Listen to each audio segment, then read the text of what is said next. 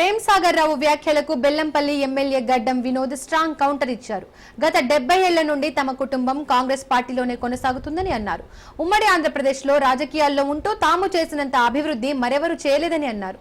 తమపై ఆరోపణలు చేస్తున్న ప్రేమ్ సాగర్ రావుకు ఎమ్మెల్సీ పదవి ఇప్పించింది తన తండ్రి వెంకటస్వామి కాదా అని వినోద్ ప్రశ్నించారు.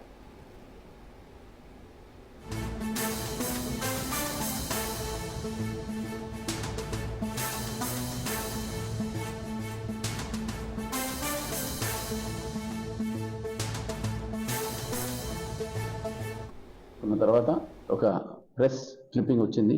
మంచిర్యాలకు సంబంధించిన ఎమ్మెల్యే గారు ప్రేమ్ సాగర్ రావు గారు ఆయన స్టేట్మెంట్ ఇచ్చిండ్రు ఆదిలాబాద్ జిల్లా గురించి. ఆదిలాబాద్ జిల్లా అభివృద్ధి అనే సమస్య గురించి మాట్లాడినప్పుడు మా నాన్నగారైనా కానీ, నేనైనా కానీ, మా తమ్ముడైనా కానీ, మా గడ్డం ఫ్యామిలీ అయినా కానీ మాకున్న చరిత్ర దాదాపు 70 ఏళ్ళ చరిత్ర ఉంది.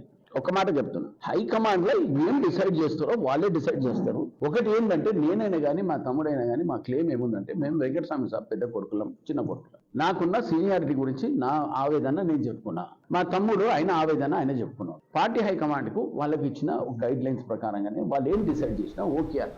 ఇక దీంట్లో ప్రేమ్ సాగర్కి మేము ఇబ్బంది ఏం పెట్టామండి? ఇప్పుడు ఆయన క్లెయిమ్ చేసుకున్నా కానీ నేనేం చేయలేదు కదా. నేను నీకు ఇవ్వాలా వద్దా అని కూడా ఎప్పుడు అనలే కదా.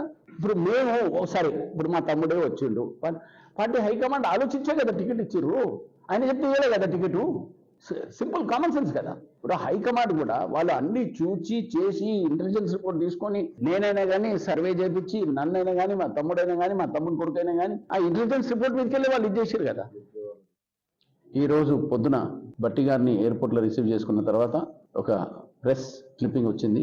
మంచిర్యాలకు సంబంధించిన ఎమ్మెల్యే గారు ప్రేమ్ సాగర్ రావు గారు ఆయన స్టేట్మెంట్ ఇచ్చిండ్రు ఆదిలాబాద్ జిల్లా గురించి. ఆదిలాబాద్ జిల్లా అభివృద్ధి అనే సమస్య గురించి మాట్లాడినప్పుడు మా నాన్నగారైనా కానీ, నేనైనా కానీ, మా తమ్ముడైనా కానీ, మా గడ్డం ఫ్యామిలీ అయినా